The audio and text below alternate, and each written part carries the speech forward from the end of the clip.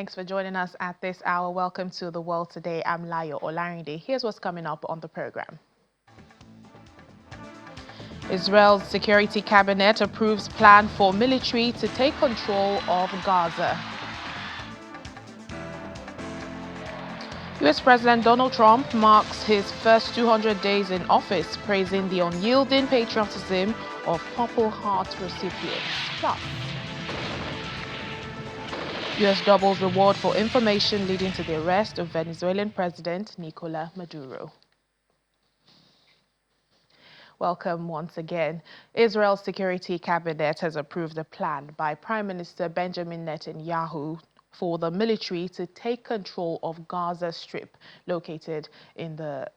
Gaza City, located in the north of the Palestinian enclave. Earlier, Prime Minister Netanyahu had stated his intention to take over all of Gaza. The approved plan focuses specifically on Gaza City, the largest city in the enclave, where hundreds of thousands of people reside.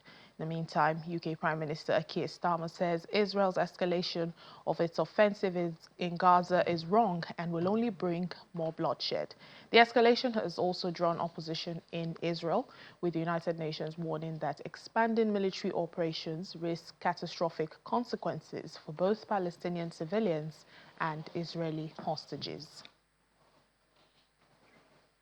Meanwhile, Germany says it is suspending arms exports to Israel in response to Prime Minister Benjamin Netanyahu's plan to take over Gaza City. Israel's security cabinet approved the plan overnight, a decision that has prompted criticism from international leaders, including Germany, a longtime ally and one of Israel's largest arms suppliers. In Israel, families of hostages accuse the government of leading them towards a colossal catastrophe. We're now in the United States, where President Donald Trump has called on the head of the country's chip maker, Intel, Lip-Bu Tan, to resign immediately, accusing him of having problematic ties to China. President Trump, on his Truth social media platform, said Lip-Bu Tan was highly conflicted, referring to his alleged investments in companies that the U.S. claims are linked to the Chinese military. The demand also follows a letter from Senator Tom Cotton to Intel Chairman Frank Yeary, raising concerns about the security and integrity of Intel's operations and their potential impact on U.S. national security. Mr. Tan was appointed in March to help turn around the tech giant, a pioneer of the U.S. chip industry that has recently fallen behind competitors.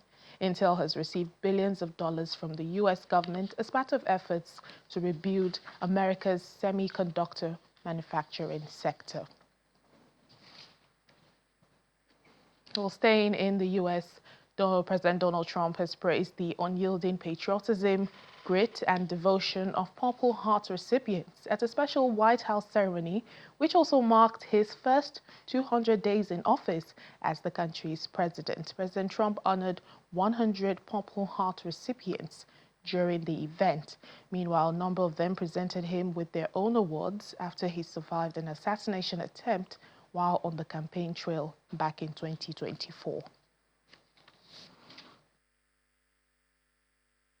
I want to thank everybody for being here on the 200th day in office. This is 200 days already. Time flies. But we have a country that's the hottest country right now anywhere in the world. A year ago, it was in a lot of trouble. It's the hottest country. And a lot of the people in this room made it that way. Perhaps the most successful and consequential first 200 days, they say, of an administration in history. So let's hope they keep saying it. There they are right there. I hope they keep saying it. But even more importantly, this is also National Purple Heart Day, and we're here to honor and celebrate the unyielding patriotism and grit and devotion to America's Purple Heart veterans. Is great emotion and great love. The Purple Heart dates back to August 7th, 1782. That's a long time, when General George Washington awarded a heart-shaped purple cloth to 3 soldiers for outstanding gallantry and service in battle. This afternoon, we're joined by dozens of Purple Heart recipients and their families. And just as General Washington did 243 years ago, today we give our everlasting thanks to you and your unbelievable families. We want to thank you very much for being here. It's my great honor.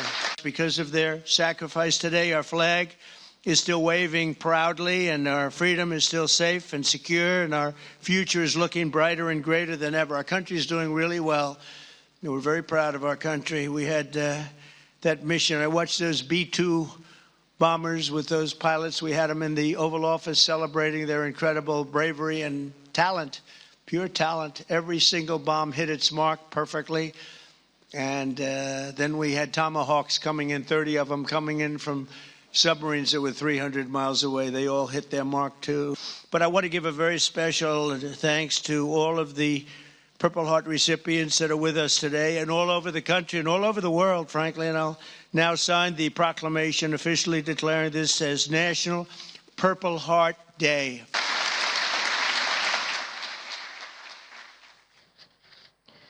Well, U.S. Deputy Spokesperson for the Department of State, Thomas Pigott, says the U.S. administration is committed to aiding the pursuit of peace between Ukraine and Russia following an announcement by the Kremlin claiming President Trump will meet with Russian leader Vladimir Putin in the coming days. Speaking at a press conference in Washington, D.C., Mr. Pigott reaffirmed that the president needs actions, not just words, concerning a possible ceasefire agreement. However, he did not confirm whether the proposed U.S. sanctions will still go ahead if Moscow fails to commit to a ceasefire.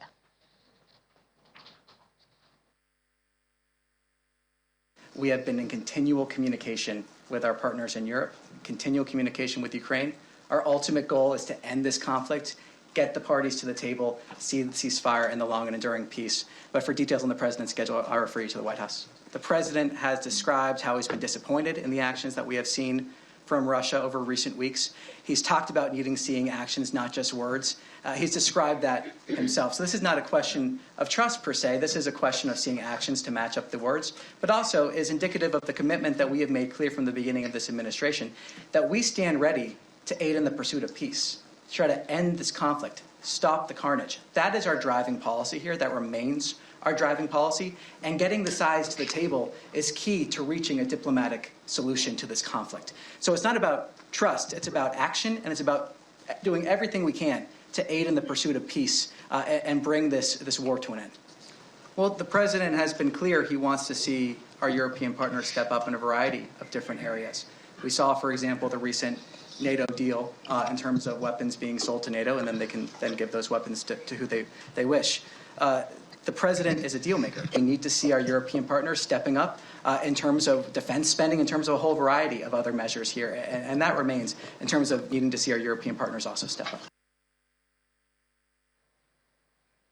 Meanwhile, Ukraine's President Volodymyr Zelensky has demanded that Ukrainian and European voices be included in ceasefire negotiations with Russia, also taking a swipe at President Trump ahead of a potential direct meeting between U.S. President and his Russian counterpart, Vladimir Putin.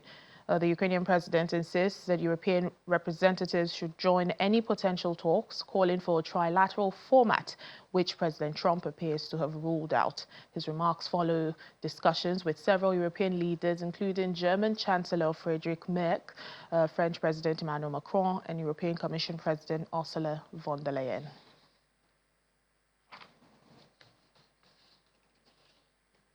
On a lighter note on the world today, Wikimania 2025 is currently happening in Nairobi, Kenya, and online. Since August the 6th, it's taking place till August the 9th. Organizers are celebrating 20 years of Wikimania.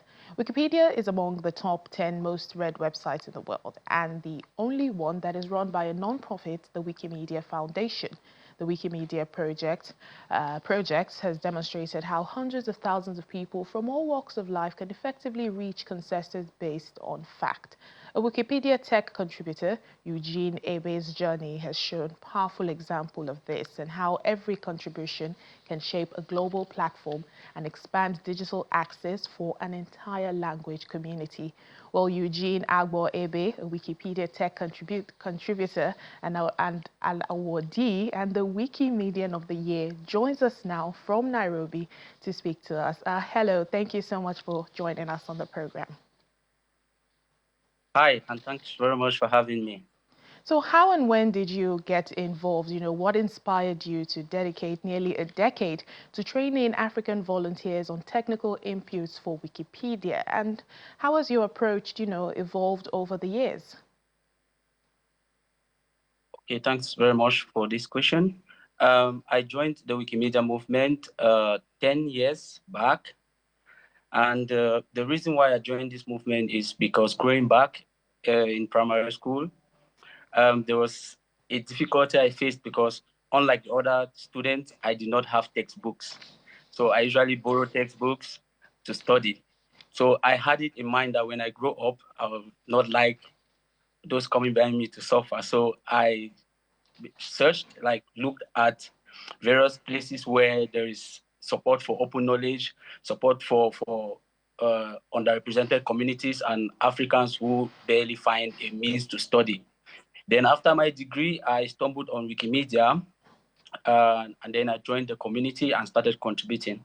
So far, it has been a good ride for me.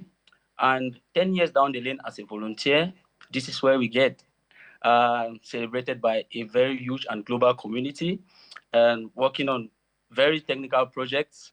And this has been fun so far.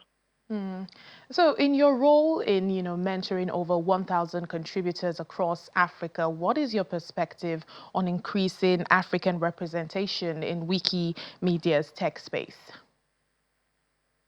Okay, so this 1,000 contributors is just a lower bound because we have a little bit more. We have like 1,200 now. The plan is to cover all countries in Africa which are represented in the movement and also go ahead for other countries which are not represented in the movement who have passion for open knowledge. So we organized a project 2 years ago called Wikimentor Africa, and we moved country by country. Whether you speak which language or you come from which community, we try to integrate you into our Wikimedia ecosystem. That's actually what we do, right? Okay, let's reflect on you being recognized globally for, your work, and that's work that often happens behind the scenes. How does that feel to, be the Wikipedia tech contributor getting that award? I mean, being celebrated as a Wikimedia Tech Contributor of the Year, it's a privilege because you get to share the stage with one of the persons who invented or who thought about open knowledge and thought about communities in the world, Jimmy Wales, and to also shake his hands and have a lunch with him. So, I mean, many Wikimedians among my friends and all other communities would like such a distinction. For me, it kept me 2 days without sleeping. I was wondering, like, what is going to look like. Finally, it's passed, and the celebrations keep going. You get celebrated anytime you see anyone. Be like, congratulations, and it keeps going. It's such an awesome community, and I'm glad to be part of this community. I wouldn't regret ever belonging to this community. And just finally, before I let you go, what is that one word for that young African watching this right now, aiming and, wanting to be where you are or even higher and better? Okay. Like I always say, if you have this burning passion in you, just keep going, right? Because many people may see I am celebrated now. If I have to share my story, it's a rough one, right? It's a rough one. So for those coming behind us, keep the passion burning and ask the right questions. You will just keep growing. Yeah. All right, then. Congratulations to you, Wikipedia Tech Contributor of the Year, Eugene Abee, and thank you so much for speaking to us. Thanks for having me. Well, let's take a break now on The World Today. Still to come.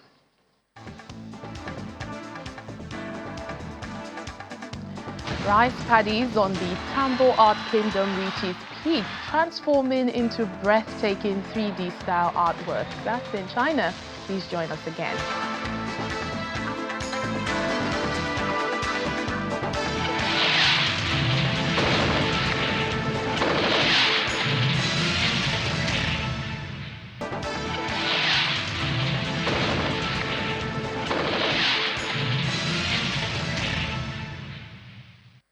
Welcome back to The World Today. The U.S. has doubled its reward for information leading to the arrest of Venezuelan President Nicolas Maduro to $50 million, accusing the president of being one of the world's largest narco traffickers and a threat to U.S. national security.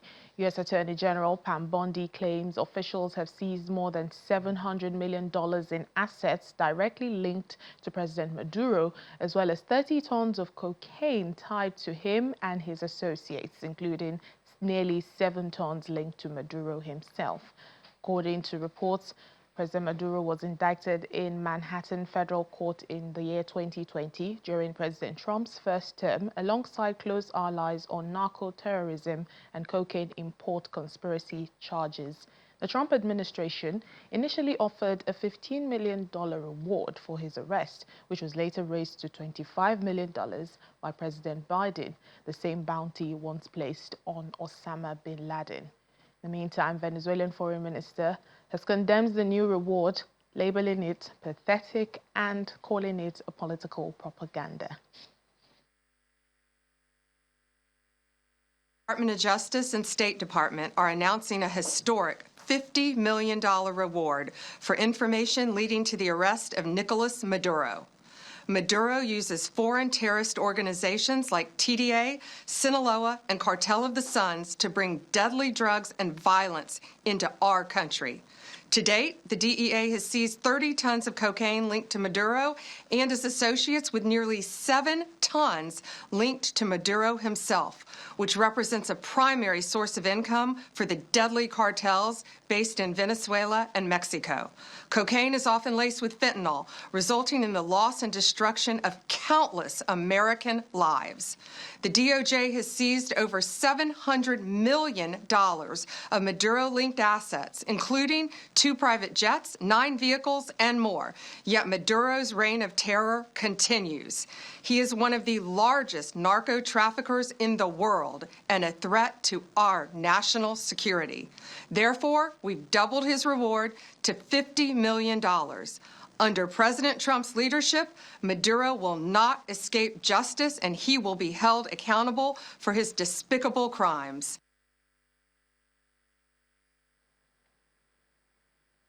Germany's capital, Berlin, is known worldwide as the home of techno. However, its club scene is struggling. One of the city's most well-known establishments has announced bankruptcy.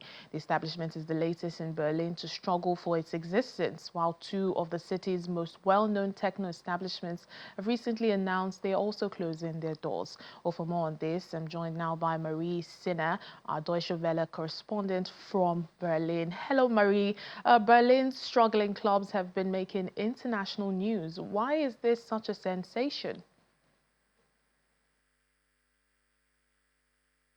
Well, Berlin's clubs are an integral part of the city's modern history, and since the 1990s, techno is the soundtrack of the city. It's a soundtrack that's being heard around the world. The reason for that is that Berlin, after the fall of the Berlin Wall in the 1990s, was a very poor city, and it was full of abandoned buildings. People left their apartments to go to the west of the country. There were closed factories that were just abandoned buildings, and some Berliners saw opportunities in this empty, unregulated space. So you had a big squatting movement and a big artist movement that developed, and that's where Berlin techno was born, and that's why it could flourish outside of any bounds of conventional music.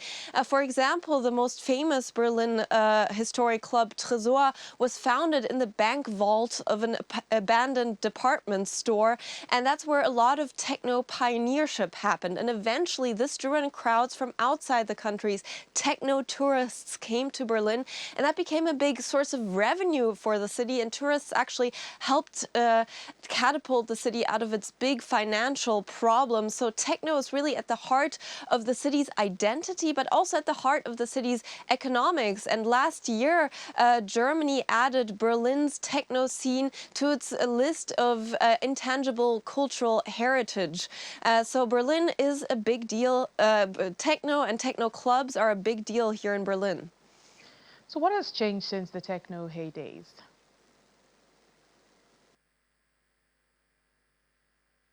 Yes, half of all Berlin clubs are considering shutting their doors, according to the Berlin Clubbing Association. So clubs are in trouble here. There is even a new German word for what's going on, Clubsterben, which means the death of clubs. And there are multiple reasons for this. Of course, the pandemic was a big financial blow to clubs. Clubs have to pay higher electricity bills, higher DJ fees. But at the heart of this issue for a lot of clubs is one big factor, which is rent, gentrification. It's an issue that cities around the world struggle with, but it's very pronounced in Berlin because all of these abandoned buildings were eventually bought up by investors, by real estate sharks who kicked out tenants and renovated the places and are now renting them out for a lot of money. And in 2017, Berlin was actually the city with the highest rising real estate prices in the world. And that's also a problem that clubs are facing now. Two of Berlin's most famous clubs, Watergate and Wilde Renate, are closing their doors because their leases are not being renewed, so they're being kicked out of their buildings. So this is really a big problem for clubs across Berlin. And what implications does this have for Berlin, as a city? Well, big ones. These two clubs that are closing were very common places to go on the weekend. And so Berliners are very sad. We're very shocked about the closing. But on a larger scale, this is very tragic for Berlin because this is also a very big income stream for Berlin, people coming here to visit clubs. There were some initiatives already to prop up clubs. For example, the government has declared clubs as cultural establishments across the country that entitles them to certain tax breaks and financial support. But that alone isn't enough. So some clubs have tried to raise money on their own through GoFundMe pages, for example. Others are trying to operate on a sort of yearly membership basis to have more steady income. But really, this is a drop in the bucket, and the larger problem has not found a solution yet. All right then, Marie Sina, DW correspondent, thank you so much for joining us. Well, also to Africa now, at least 6 people have been killed and 2 others injured after a medical light aircraft crashed into a small residential block near the Kenyan capital, Nairobi. According to the charity Amref Flying Doctors, the Cessna plane took off from Wilson Airport in the afternoon and was en route to Gesia in Somalia when it crashed and burst into flames at a residential building in Nairobi's Githurai area. Kiambu County Commissioner Henry Wafula said 4 people on board, including doctors, nurses and the pilot, were killed, along with 2 others on the ground, leaving 2 more people seriously injured. Officials say investigators have been dispatched to the scene to determine the cause of the crash.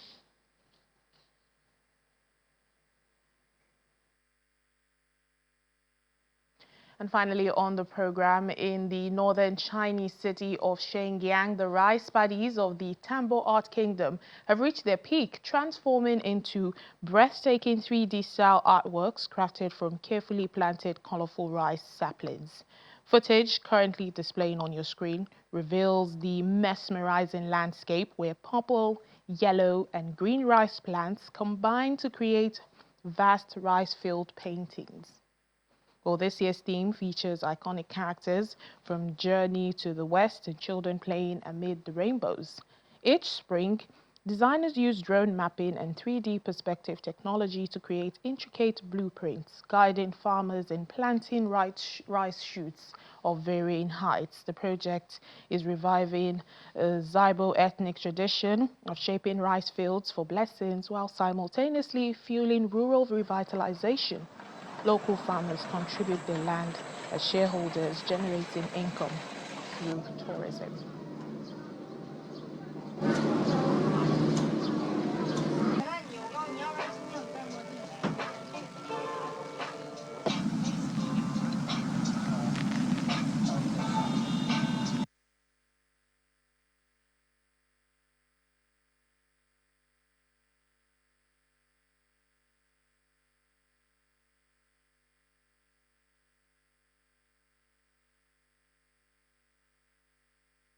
Well, it's just a beautiful sight to behold. And that's it on The World Today. Thank you so much for watching.